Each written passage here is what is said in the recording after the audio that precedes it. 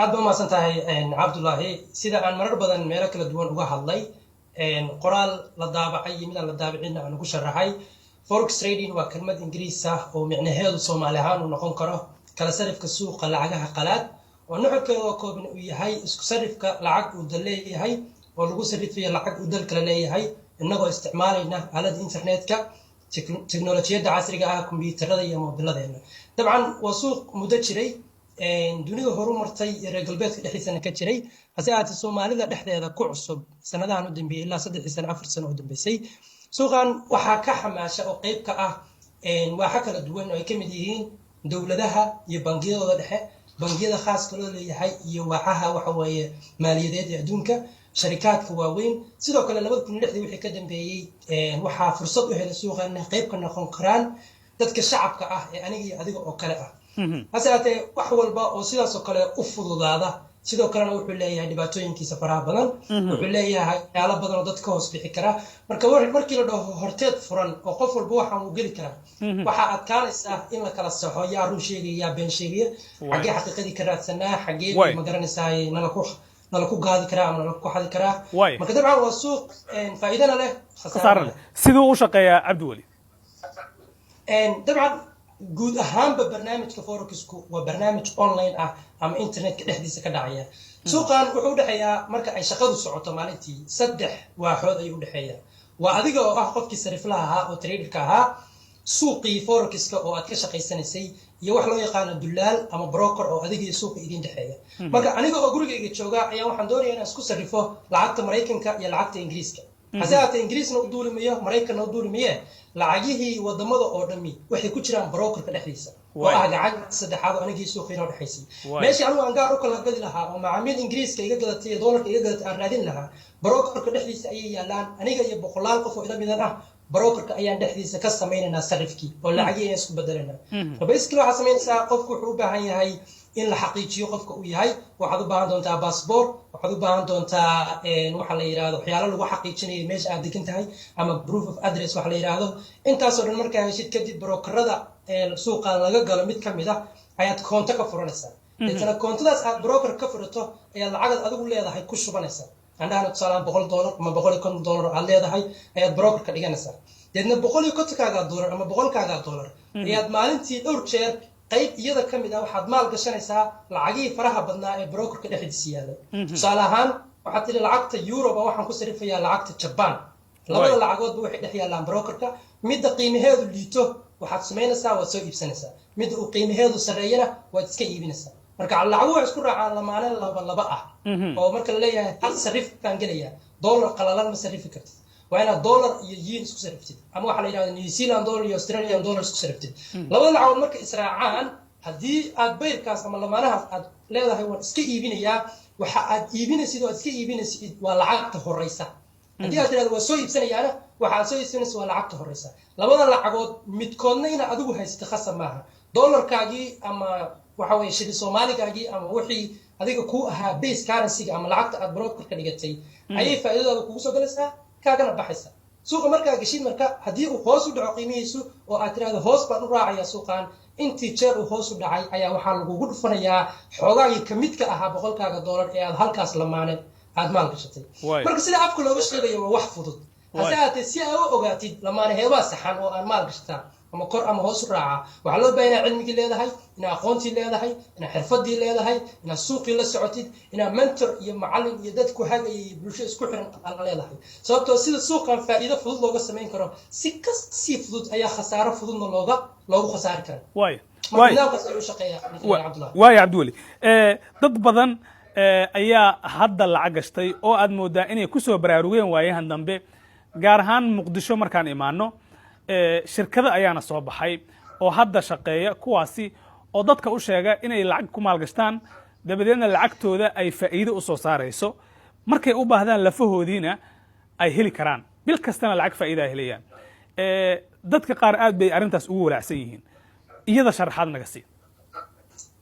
horta waxaa jira waxyaalo badan oo aan forex ahayn oo forex loo ekeysiiyo arrinkan hadda ka dhawaajisay oo ah in maalgashi la sameeyo ma ahan forexiska annaga aan ka shaqeyno annaga ama dadka shacabka ah aniga adigoo kale ah ee doonaya suuqan inay qayb ka noqdaan luqadda ingiriiska waxaa loo yaqaanaa speculatives ama speculation ayay sameeyaan oo lacag ayay malawaalaan ama hindisaan oo dorosaan meeshay aadi karto kadibna riski ay og yihiin bay u bareeraan balse waxaa jira dadka ahayn oo la dhaho hedge funds oo iyagu sameeya hanti maamulayaal ayaan ugu bixiyay buug waxaa jira anigu aan qoray oo Soomaaliya oo magac sidii forex Soomaaliya waxaas oo dhan ku sharaxay hedge fundsku waa dadyow cilmiga forexka bartay jaamacada uga baxay 10 sano 20 sano ku jiray kadibna kambaniyada waaweyn iyo dadyowga hantilayda lacagtooda intay ka soo qaadaan u maamulaan khaladka ugu weyn oo muqdisho hadda ka jira waxa weeye dadka lacagtooda ugu shaqeynaya horta hedge funds ma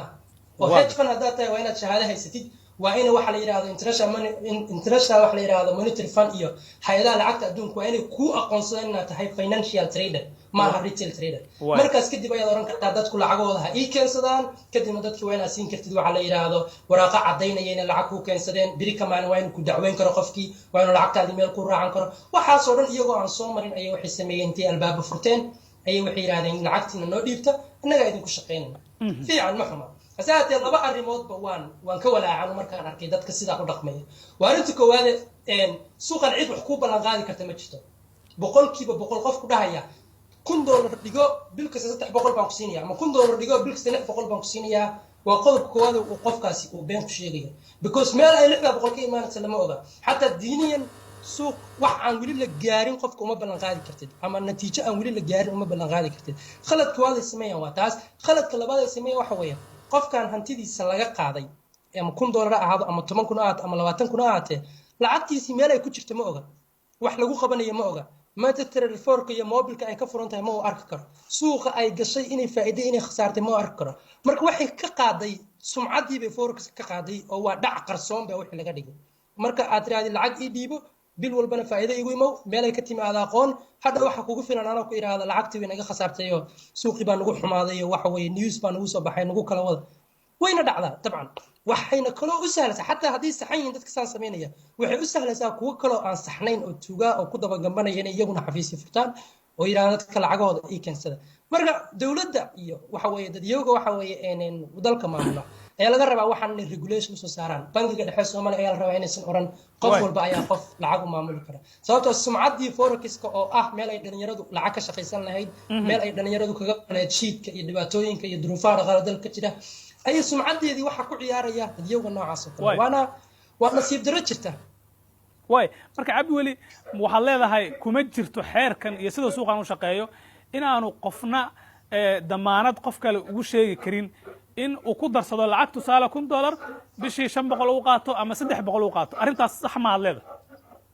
no sax iyo wax u dhowtoona ma sababtoo xagee ayay lacagtaas ka imaanaysaa yaa kuu sheegay inaad heli doontid $500 waxaa dhici karta in 3 asbuuc isku xigta suuqa uusan waji lahayn ma dadka lacagtooda gubaysa no trade ma galaysid haddaadan trade gelin xagee hadhow qof $500 oo ballan qaad uga keenaysa waa meel la waxay marka nuxurka ka qaadaysaa waxaan aad ku trade gelinaysa wax weeye midda kale waxaa jira ilaa 4 suuq oo kale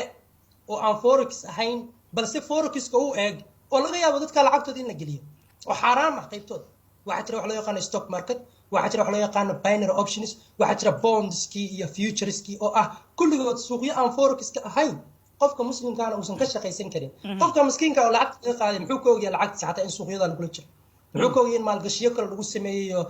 meelahaas bangiga kale $500 bil kasta looga saaray waxba kama oga dad baa waa big mistake weeye cabdi weli dad baa waxay sheegeen in lacag badan laga faa'iido suuqan oo haddii aad maanta lacag yar gashato aad lacag badan ka faa'iideyso faa'iidada iyo khasaarahana ay mar kasta faa'iido badan tahay sidaa ma u jirta arrintu no haddii aad aniga website-kayga booqatay aniga cabdiweli macluum waxaan ahay aasaasaha iyo hogaamiyaha macadkii ugu horreeyey ee ay Soomaalidu leedahay ee dadka cilmiga forex bara anagu dadka forex ayaanu barnaa marka macadkayga soo booqatay hayana.com waxaad page-keena ku arkaysaa digniin weyn oo ka hor imaanaysa oo ku dhahaysa forex khasaaradiisa iyo faa'iidadiisa khasaaradiisa ayaa badan haddii aadan waxa la yiri labadii isqabatay heshiiskooda hore xumaa dadka af macaanida iyo kale soo orod dhahaya heshiiskooda hore ayaa xumaa oo dadka ay marka hore been kula soo heshiiyeen forex faa'iidadeeda iyo khasaaradeeda waxa badan 97% khasaaradeeda laba ayaana sabab ah sababkooda waxa weeye qofkii cid maamulaysa ma jirto oo aniga hadda kuu sheegayo waxa la yiri hortaa furan horta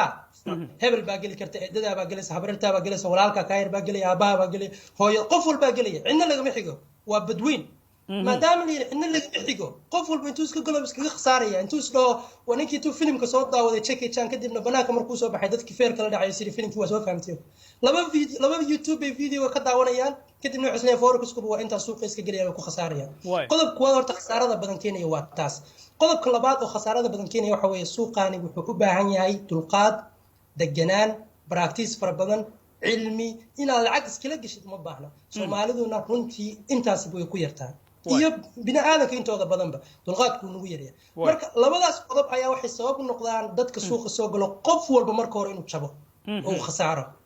hadhow khasaarada kadib dadna way iska niyad jabaan suuqa iskaga tagaan dadna laba tilaabay dib u degaan oo waxay dhahaan warniyo maxaa soo khalday aan dib u noqdo wixii aan soo khalday aan iska soo sax marka qofka ku dhahaa forex waa meel faa'iido kaliya taala waa beentis qofka ku dhahaa forex degdeg baa faa'iido looga helaa waa beentis maybe some cases dadka qaybtooda laga yaabaa inay nasiib noqdaan oo ay macallin fiican helaan oo si fudud ay degdeg wax ku bartaan balse mar walba suuqan khasaarana uu leeyahay faa'iidana uu leeyahay waxa qofka khasaaradiisa iyo faa'iidadiisa go'aamin karana waa aqoonta uu suuqan u leeyahay iyo cidda uu ku xiran yahay waaya macallimo ugu dambeyntii aqoon durugsan ayaad u leedahay arrintan aad baana walaaceedu hadda uu soo badanayaa guud ahaan Soomaaliya gaar ahaan magaalada Muqdisho talada aad siinayso dadka Soomaaliyeed ee ku daawanaya kuna dhageysanaya ee arrintan la xiriirta maxay tahay aad baa maasanta Cabdullaahi laba qodob waan kula talinayaa dadka Soomaaliyeed meel kasta ay joogaan adduunka daafiisa midda koowaad oo aan kula talinayo waxa weeye forex ganacsi maaha waa xirfad haddii aad doonaysid inaad ganacsi forex ka dhigatid marka hore xirfadda baro waxay ka dhigan tahay adoo yiraahdo taksiila noqonaya gaarina ma wada aqaan soo taksigu waa ganacsi aad ku shaqaysan kartaa hanti ka sameyn kartid laakiin hadaad xirfadda gaari wadista aqoon sidee taksiila ku noqonaysa weligaa ma noqon kartid marka qodobka koowaad ee qof walba la doonayo inuu fahmo ama maskaxdiisa ka dhaadhiciyo waa in uu forex xirfad ahaan u barto ee uusan ganacsi ahaan uga fakirin talada labaad aan siinaya waxa weeye qofku inuusan suuqan lacag iskala soo ordin forex ka carari mayso inta adduunka ay lacag ka jirto forex way jiri doontaa haddii aad rabtid suuqan inaad qayb ka noqotid marka hore wax baro marka hore deema isticmaal 20 jeer 30 jeer 40 jeer wax ka badan suuqan tijaabi macallin raadso khasab ma xataa in aniga mentor iga dhigad mentor raadso ama qof aad ku dayatid oo macallin kuu noqda kadib talaabooyinkiisa raac raadkiisa raac wixii ka khaldamay si adiga kaaga leexdaan haddii aadan waqti hayn oo mashquulsan tahay laakiin hanti aad haysto lacag ay ka badatay qof familkaaga kamid ah wax ku barto xirfadda ciyaalkaaga qoyskaaga asxaabtaada ku dhow ayagu ha ka gubaan lacagtaada intii qof aadan aqooninta lacagtaada u dhibito ka gubi lahaa balse marna waxa iska ilaalisaa ina waxaan u aragtid fursad ganacsi oo qof lacag u dhiibanaysid $1,000 $2,000 kadibna aad sugtid bishii inaad meeshaas lacag iskaga ka socoto xataa 2 bilood 3 bilood haday kugu socoto maalmaha kamid ay galka qaniina doontaa marka hadii aadan adigu xirfadda baran karin qof ku barta maal geli oo ilmahaaga kamid ah ama qoyskaaga kamid ah ama asxaabtaada kamid ah qofka wax bar hadii aadan xataa baadiyaha mid ka soo kaxay ama ku iskuul ku dhameeyay mid kamid soo qabso laakiin waxa iska ilaalisaa ina forex u aragtid wax ma garanaysaa fursad ganacsi iyo qof walba intuu iska galo qof walba lacag u sameyn karo ugu dambeynta hadii uu suuqaani kugu cusub yahay waxa jira book aniga aan qoray oo af Soomaaliya luqadaada hooyo ku qoran kelmad walba oo Ingiriis ahna aan eray Soomaaliya ku turjumnay free ah 100% buugaas la deg ayana kadib dadka marka soo gashid page-ka koowaad ayuu saaran yahay akhri buuga marka akhrisid kadib go'aan gaar in ama forex lagu talagalay ama in lagu talagalin intii aad iska soo gali lahayd lacagna ka khasaar lahayd intaasaan kula talinayaa bulshada Soomaaliyeed adiguna aad baa maasantay Cabdullaahi Abdiweli Axmed Cali macallimu oo ah qoraa iyo ganacsade ku shaqeysta suuqa ganacsiga forex ka shaqeysta aan iraahday ayuu kaasi ahaa oo qadka Skype-ka ee Sweden igu warramay Abdiweli aad baad u maasantay